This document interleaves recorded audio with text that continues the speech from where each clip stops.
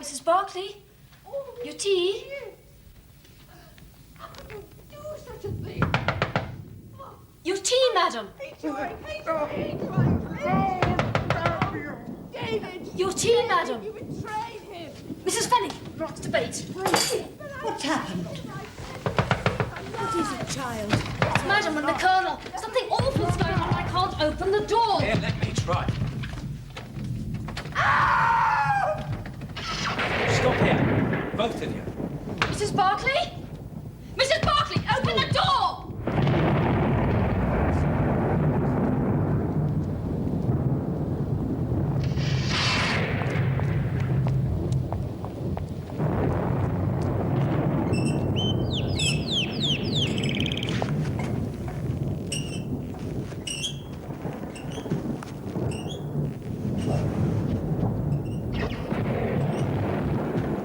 Open the door! The door's locked on the inside as well, and there's no key. I'm going out for a doctor and the police.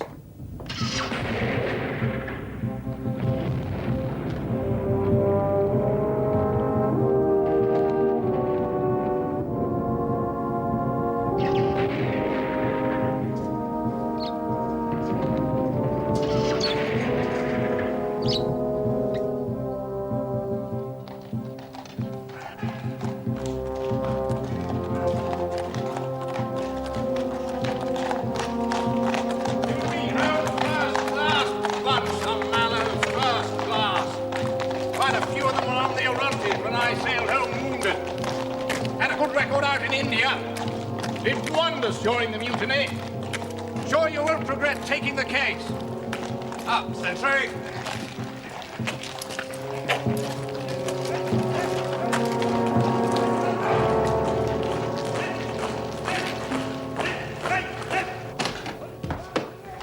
Dr. John Watson, formerly medical officer attached to the Royal Berkshires, now in civilian practice. Murphy, second in command, temporarily in charge of the Royal Mallows following the tragedy of our colonel's death. And this will be Mr. Holmes. Please.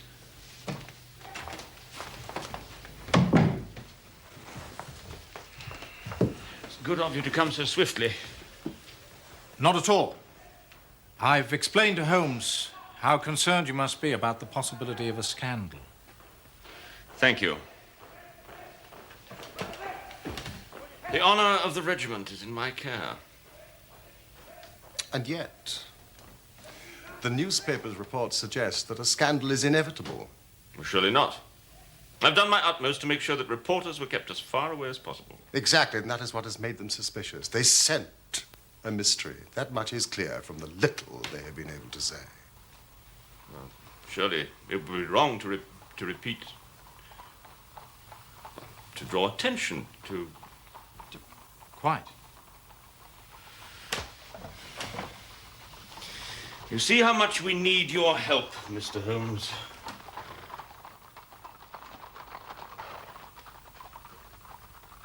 What do you say, Holmes? What can I say? Major Murphy, you have told me nothing. I have come down here after persuasion from my friend, Dr. Aldershot, who has more interest in military matters than I. Now that I am here, please, tell me the facts. The commanding officer of this regiment, Colonel James Barclay, was found dead in his villa at about 10 o'clock the night before last. The body was found by Private Bates, his batman, lying in the morning room. There was a ragged cut 2 inches long in the back of his head, which had evidently been caused by a violent blow from a blunt instrument.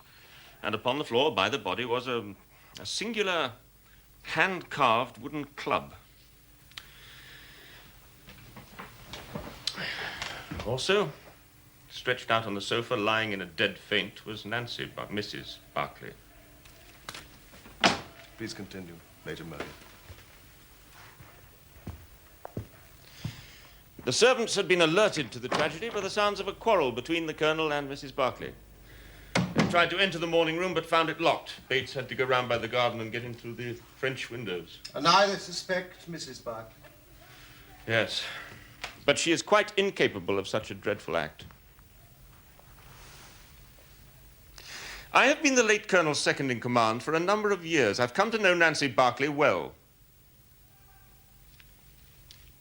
Of course.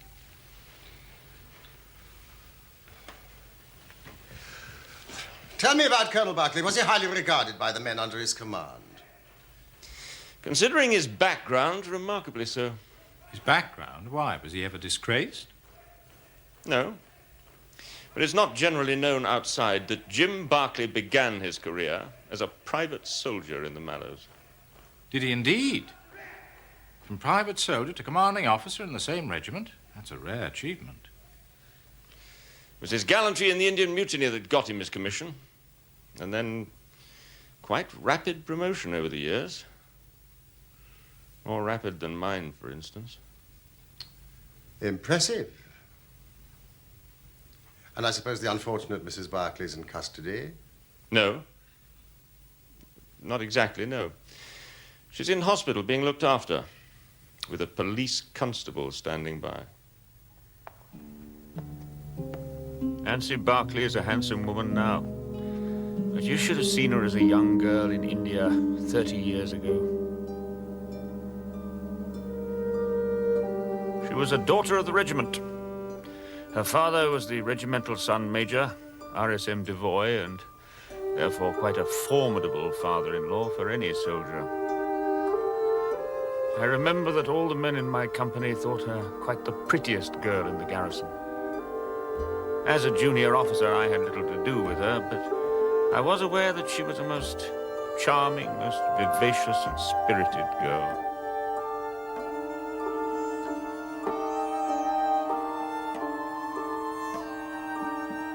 It was quite understandable that Barclay was not the only man in the regiment who sought her hand. But in the end, he was the one she chose.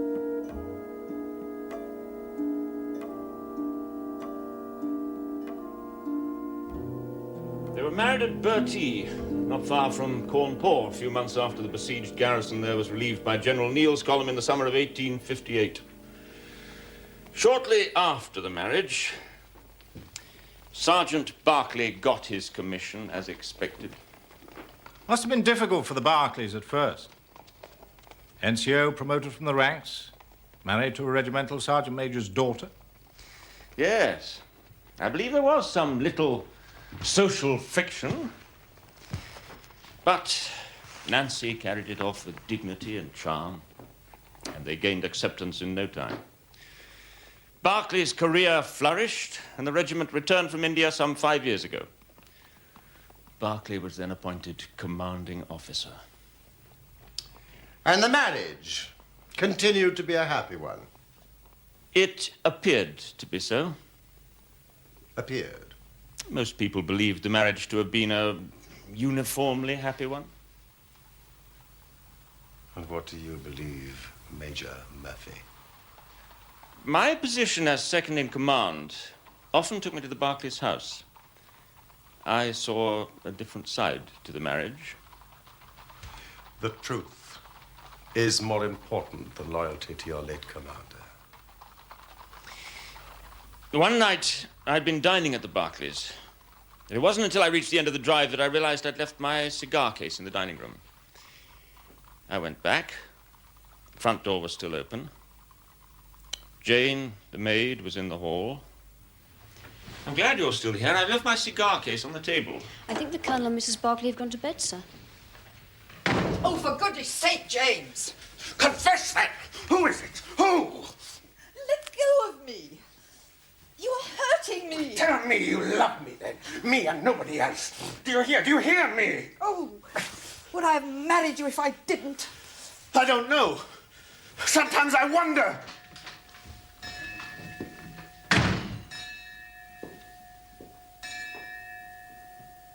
And this expression of jealousy occurred within seconds of you, Major Murphy, leaving the Barclays' hut.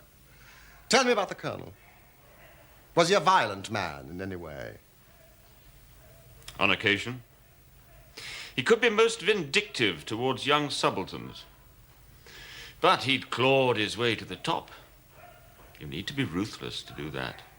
Well, surely he didn't still feel out of place as an officer? No, I don't think so. But he was subject to a peculiar form of depression. The Queen. The Queen.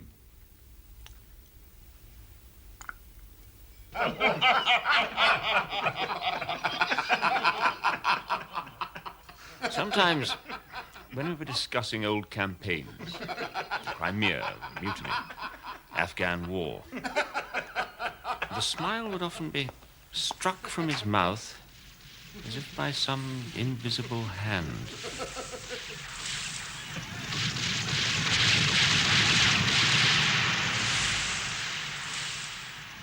Yes, long service in India can have that effect. I saw that when I was in the Berkshires. You mentioned a carved wooden club found by the body. One of the Colonel's Indian souvenirs. I believe the servants deny ever having seen this club before.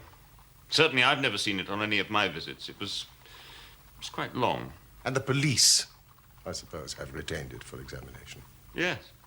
They believe it to be the murder weapon. Do they indeed? Do you know, I think we should begin by visiting the Barclays' house. Unless, of course, it is possible to interview Mrs. Barclay. I'm afraid she's still unconscious. I thought as much.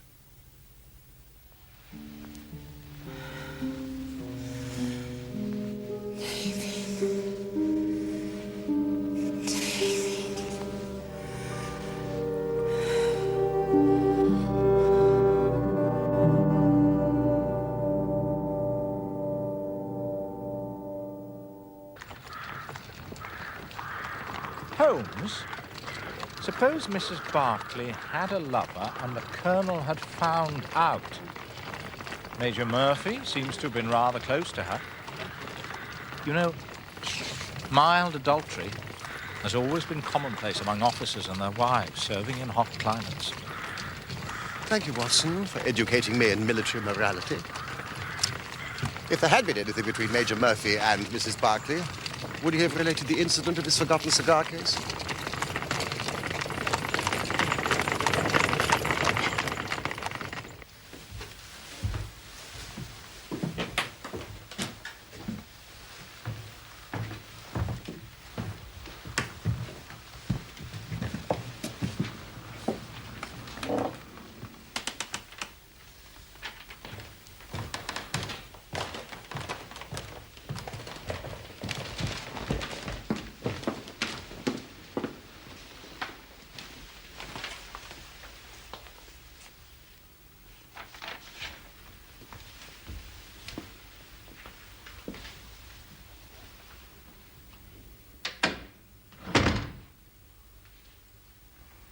It was about 7:30, sir, and I was waiting at table. Once a month, Mrs. Barclay spent the evening doing charity work in Aldershot.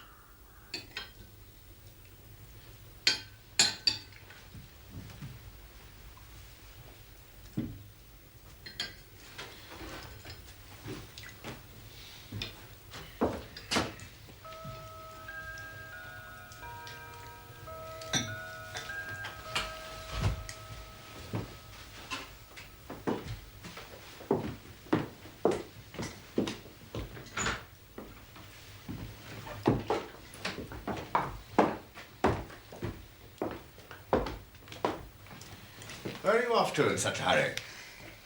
Well, the distribution of old clothing starts at 8 o'clock. And I promised Anne Morrison I'll be at the Mission Hall on time. Well, if you want to catch some filthy disease from a lot of flea-ridden downer-nuts, I suppose that's your affair.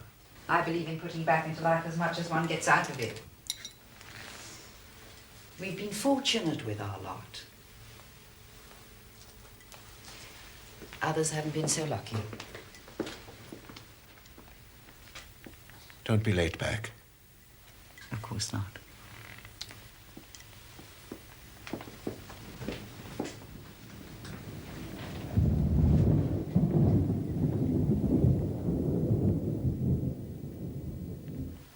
Mrs. Barclay must have returned about 9:15, sir.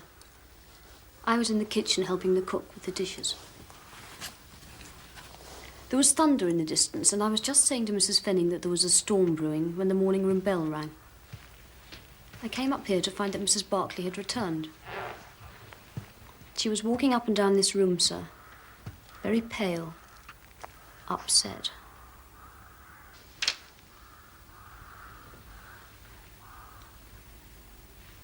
She looked awful, sir.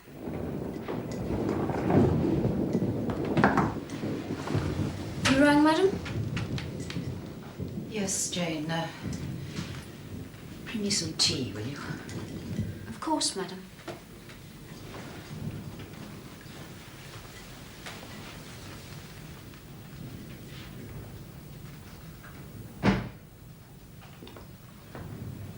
Jane, is that you?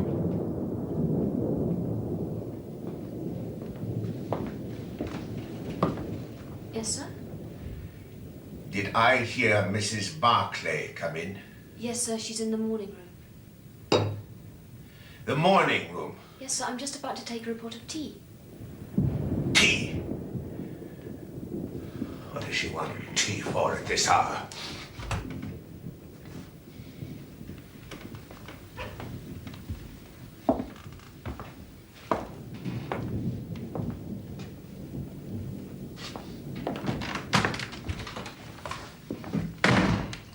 And that presumably was the last time that anyone saw Colonel Barclay alive. Yes, sir.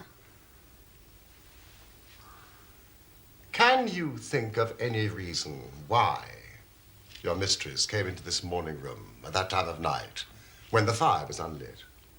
No, sir. Did she often make a point of purposely avoiding the Colonel? Had you ever heard them arguing before? Not to my knowledge, sir. When you returned from the kitchen with Mrs. Barclay's tea, you found the door locked and you heard voices raised. Now, what exactly did you hear? They were arguing, sir.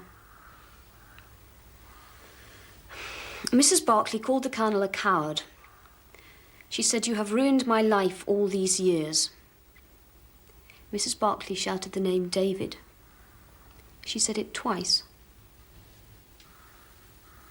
David? Could you swear to that? It was perfectly clear, sir. But the Colonel's name was James. Have you ever heard Mrs. Barclay refer to anyone called David? No, sir. I don't think she or the Colonel knew anyone by the name of David. And Major Murphy's Christian name is Patrick. Had they had any visitors recently by the name of David? I don't think so, sir. The club that was found by Colonel Barclay's body, had you seen it before? No, sir. The Colonel had several trophies from India, but nothing like that club. Are you sure of that, Miss Stewart? Yes, sir. I don't know where it came from. Thank you, that is all. Oh, no, there is just one last thing. Major Murphy once left his cigar case here. Did you manage to find it? Yes, sir.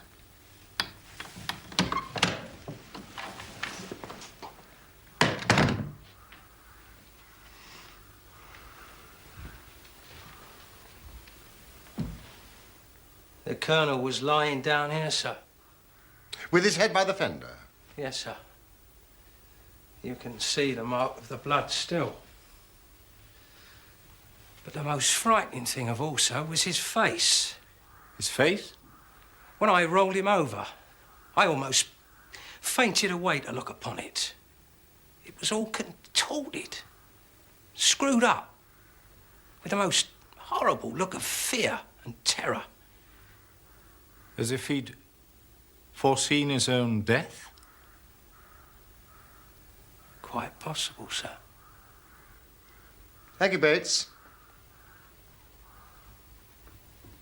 What apparition, what monster was it that could have frightened the Colonel so? Not Nancy Barclay, for sure. This door was locked shut, sir, And what's more, the key was missing. Missing? Yes, in the end we had to send for a locksmith to open it. You have made a thorough search for the key? We searched high and low. Mrs. Barclay hadn't got it, and it wasn't in the Colonel's pocket, sir. Thank you, Mrs. Fenning.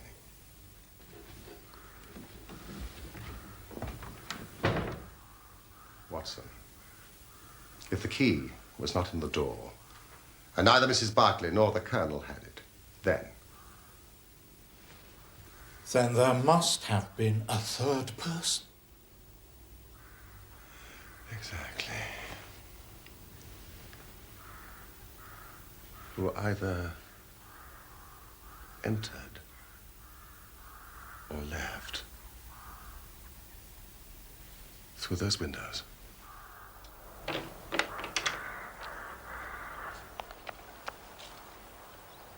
These are Bates's footprints.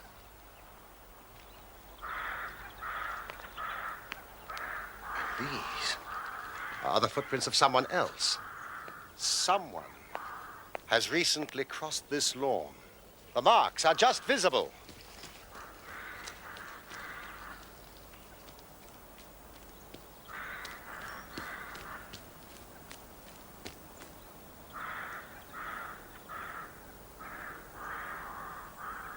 He entered and left through those windows, Watson.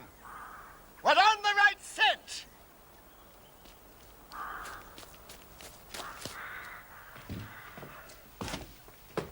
Watson, look at this. What is it? Our intruder had a somewhat unusual companion. It's a dog, isn't it? Somebody's dog. Who ever heard of a dog running up a curtain? What about a cat, then? These paw marks are not those of a cat, not of a monkey, nor of any creature that we are familiar with.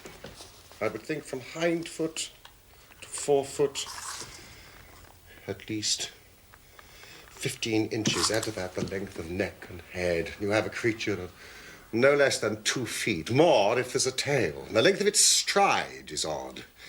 It indicates a creature with a long back and short legs. Something like a stoat or a weasel? We also know that it is carnivorous. How can you tell that? Well, you see, what made it run up the curtain? A canary. Exactly. Then what was this beast?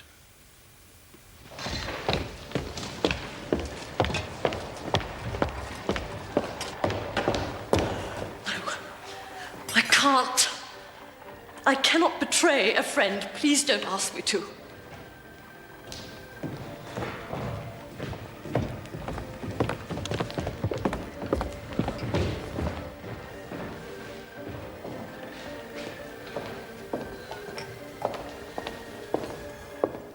Miss Morrison. When Mrs. Barclay left her house to come here 2 nights ago, she was happy and contented. When she returned 2 hours later, she was a changed woman. Now the police suspect her of murder. You owe it to your friend to clear her name. You must tell me what happened last night that so changed her. Very well. I shall break my promise of silence if what I can say can really help her. So there was something. It was most bizarre.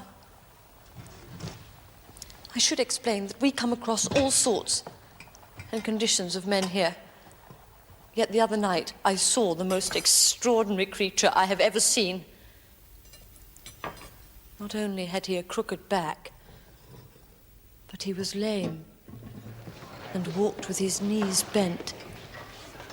His face was darkly tanned, crinkled and puckered like a withered apple. I thought to myself that truly there are some of us on this earth who are burdened with more than their fair share of misfortune. This vision was made more unusual by the oriental garb the man was wearing.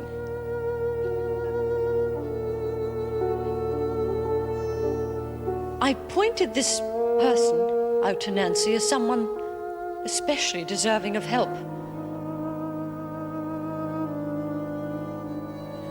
Nancy had indeed been in good spirits that evening, and I saw her go towards the man and ask him if he needed assistance. It was now that a change came over Nancy. She had begun a conversation with the man when suddenly all the colour drained from her face. She looked as though she had seen a ghost. The man, too, seemed to be strangely affected by the sight of her, and I saw him gesticulating wildly. Well, Nancy and the man went to a quiet corner of the hall, and they talked together for a few moments or so before I heard an angry shout from the man and saw him storm out, waving his fists in the air.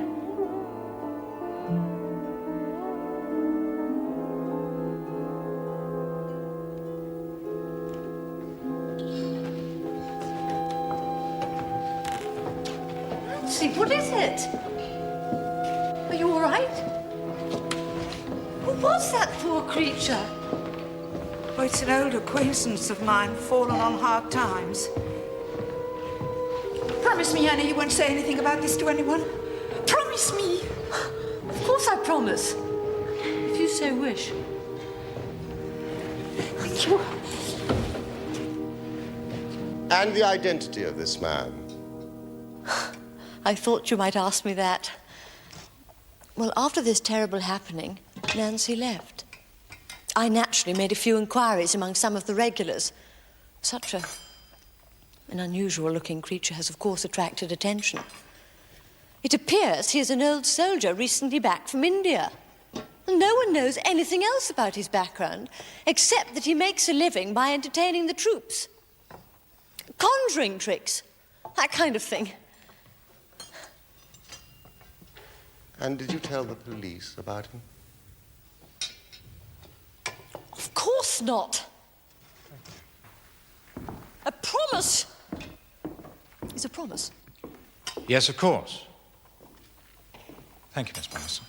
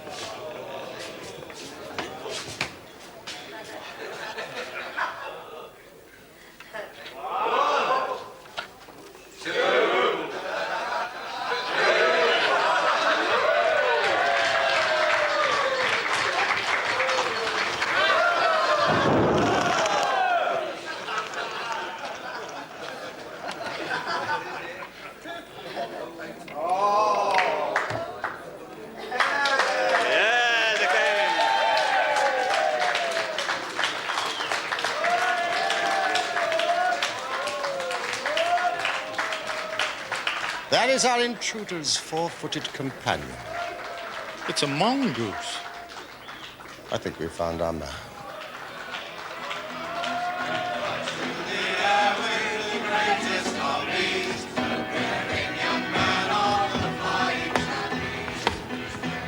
Mr. Henry Wood, I believe, native India.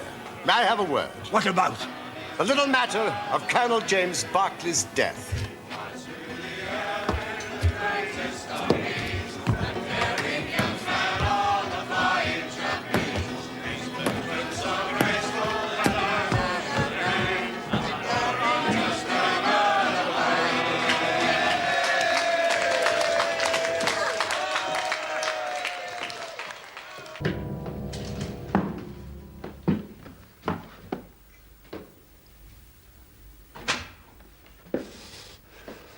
She is innocent. You can take my word for it. Then you are guilty. No, I am not guilty. Then who struck the colonel down? It was a just providence that killed him. His own guilty conscience. I think you'd better explain. God, if I had smashed his head in, as it was in my heart to do, he would have got only what he deserved from me. No. I never laid a hand on him. I was spared the trouble. I'll tell you my story. There's no cause for me to be ashamed of it.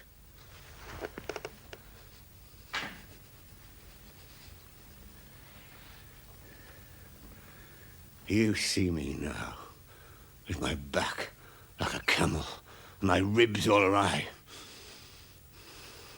But there was a time when Corporal Henry Wood was the smartest man in the Royal Mallows. You were in the same regiment as Colonel Barclay? Oh, yes. But he was Sergeant Jim Barclay then. We were in the same company. And we had something else in common. We were both in love with the same woman, Nancy Devoy.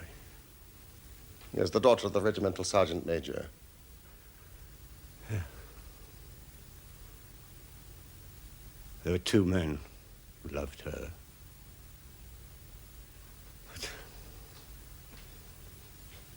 only one whom she loved.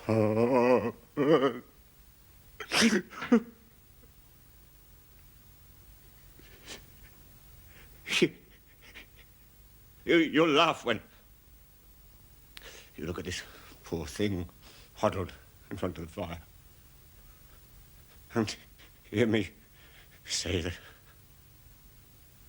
it was for my good looks that Nancy loved me.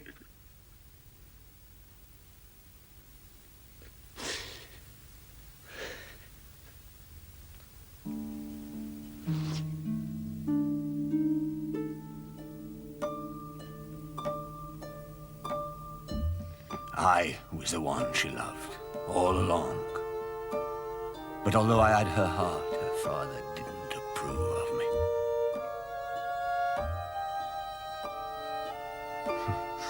I was a harum, scarum, reckless sort of lad. But I was always honest and plain dealing as well. No, Nancy's father wanted her to marry Barclay. He was careful to keep out of trouble. Always did the right thing. Not like me, who took Nancy to places her father didn't like. Besides, Barclay had had an education. He was already marked for the sword belt. RSM Devoy naturally thought Barclay the better match for his daughter.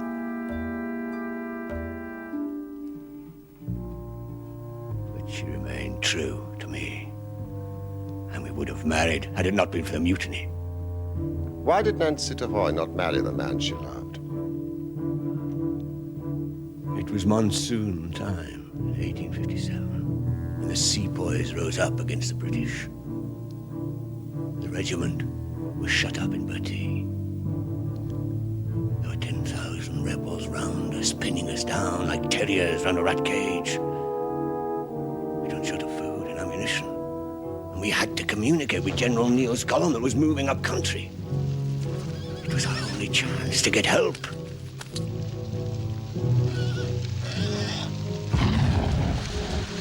Our company commander had asked for a volunteer, a fit, strong soldier to slip out of the garrison at dead of night and make contact with the relief column out on the plain beyond.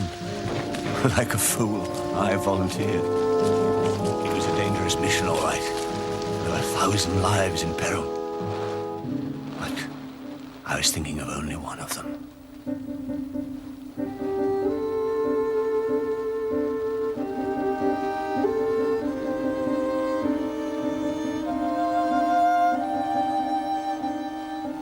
Nancy Devoy, the woman I loved, and the finest girl that ever had the breath of life between her lips. Saying goodbye to her was the hardest thing.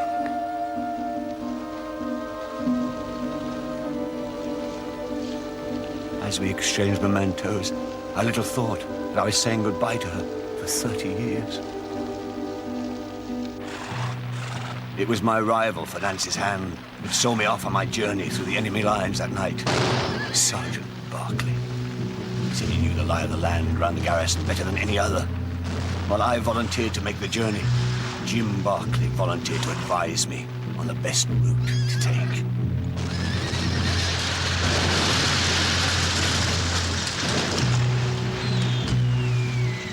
So, just after 10, while my comrades gave me covering fire, I set off.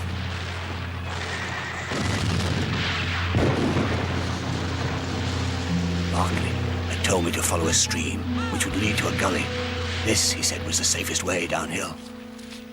His directions were perfect, and soon I was wading through icy water that only the day before had been snow in the Himalayas.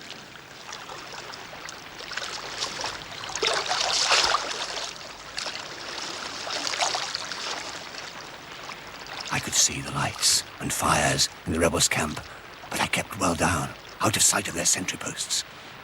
I came to the gully and thought I was safe.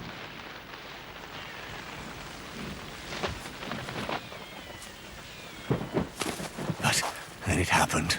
I was attacked. Something hard cracked down on my head. Then everything spun round. When I came to, I was trussed up like a chicken and hanging from a tree. My arms felt as though they were being wrenched out of their sockets. I didn't mind the pain, but I was sick at heart for having failed in my mission. What would be the fate of those I had been trying to save?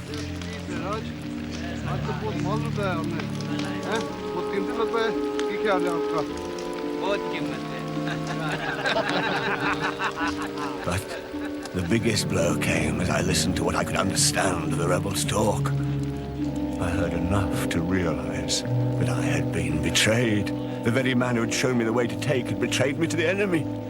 Barclay had got rid of me to make sure he could have my girl.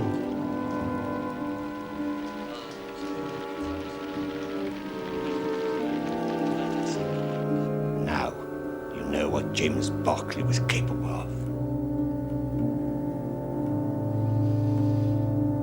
Well, it turned out the General News column was already on its way to relieve Bertie. The rebels retreated. They dragged me away with them. I was tortured. Tried to escape. Was tortured again.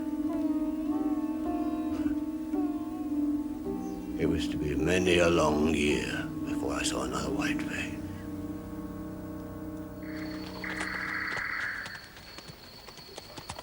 My captors fled north, further into the hills, and used me as a sort of slave. I was treated worse than a dog, and they damn near broke every bone in my body. Sometimes I'd wish they'd just killed me. But my thoughts of hatred and loathing for the man who destroyed my life kept me going. I dreamed of revenge on Barclay.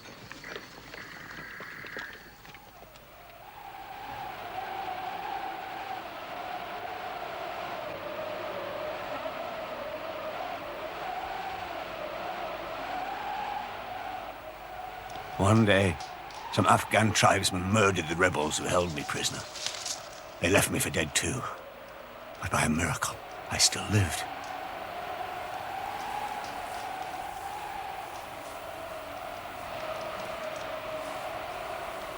So, I had my revenge on my torturers. But Barclay was beyond my grasp. And what of Nancy? I had no means of knowing whether she was alive or dead.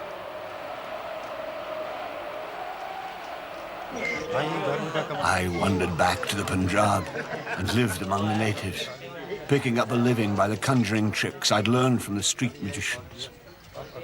What use was it for me, a wretched cripple, to get passage back by ship to England and make myself known to my comrades in the regiment? Even the desire to have my revenge on Jim Barclay didn't make me go. And why? I'll tell you straight. I preferred my Nancy and my old pals in the Royal Mallows to go on believing that Harry Wood died a hero's death with a straight back and see him crawling about the world more like a chimpanzee than a human being. But you did return. And to Aldershot, where your old regiment was stationed. Why? I just wanted to see the old country once more before I died. I saved what I could. And eventually, I got a show.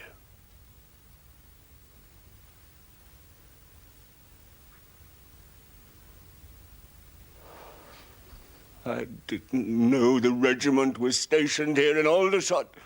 I just wanted to be where there were soldiers. I could earn my keep, going round the canteens, doing my tricks to entertain them. And I no longer wanted to kill Barclay. The fires of revenge had burnt low over the years. Until I saw her.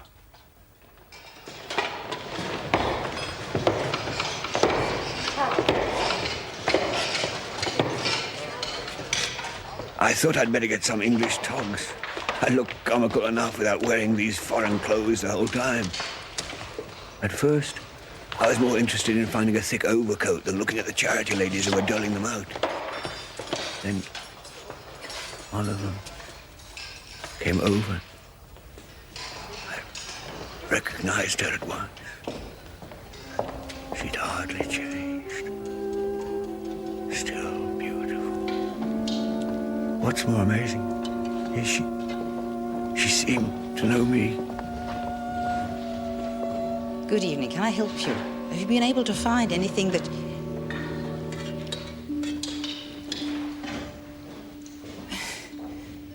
I'm sorry, I thought I... Nancy, it is me. Harry, don't be afraid. I thought you had been dead these 30 years.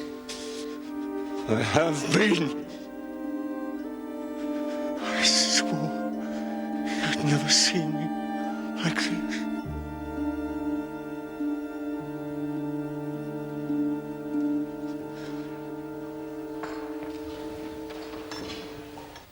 We spoke for a moment or two together. I told her some of my story. I should have spared telling her that her husband was a traitor, but it all came pouring out of me, 30 years of hate.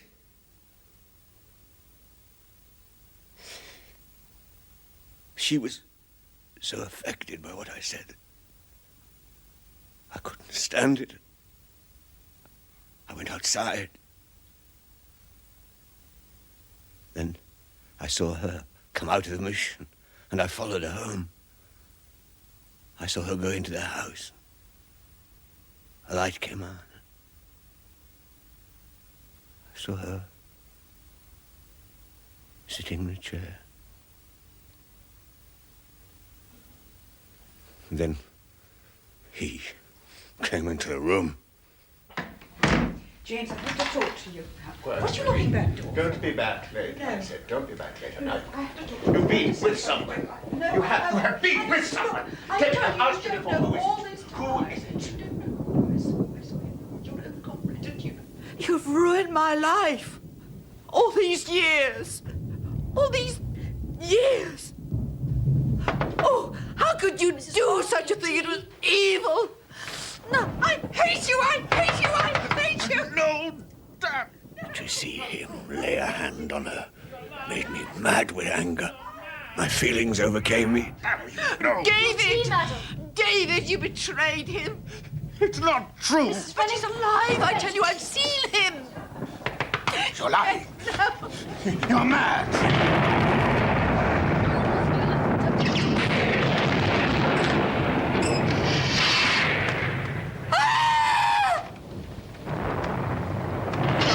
He looked seen a man look. I read death on his face as plain as anything. The bare sight of me was like a bullet through his guilty heart. Mrs. Barclay?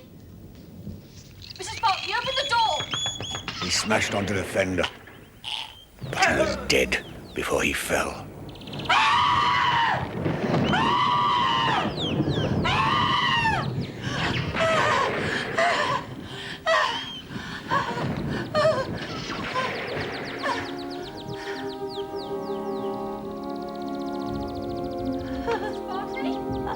Mrs. Barclay, open the door!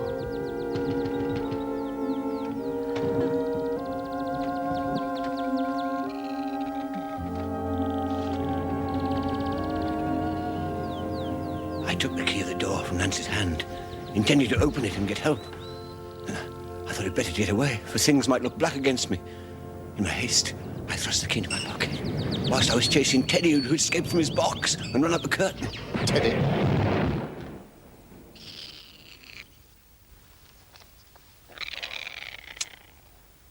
So the Colonel died before he struck his head on the fender. An apoplectic fit brought on by shock. Mr. Wood, provided the coroner reaches the same conclusion, Mrs. Barclay... Nancy will be free. I trust you would have no objection to repeating your story to the police, should the need arise. Mr. Holmes, how is Nancy? She's in hospital. I understand in time she should make a complete recovery. Thank God.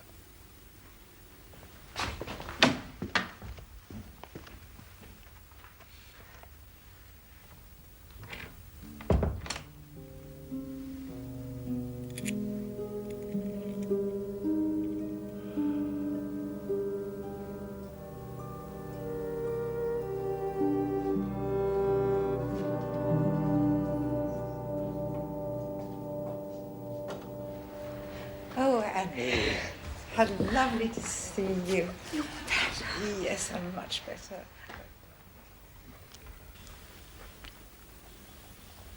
Holmes, there's just one thing I don't understand. If the Colonel's name was James, and Wood was called either Henry or Harry, then who the deuce was David? Ah, my dear Watson, that name David should have told me the whole story. Had I been the ideal reasoner, which you are so fond of depicting, but alas, my powers of deduction failed me. You see, David, in this case, was evidently used as a term of reproach.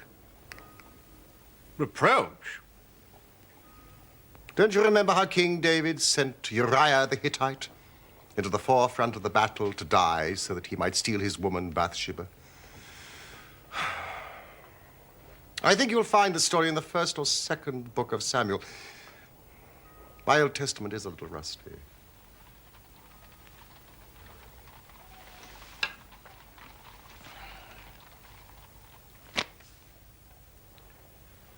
You're quite right, Holmes.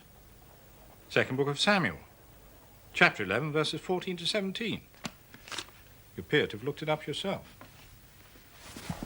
Since we returned home from Aldershot.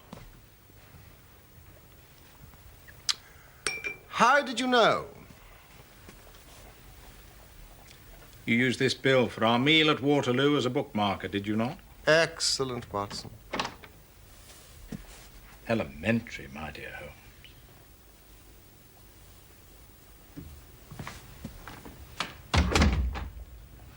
Good night, old fellow.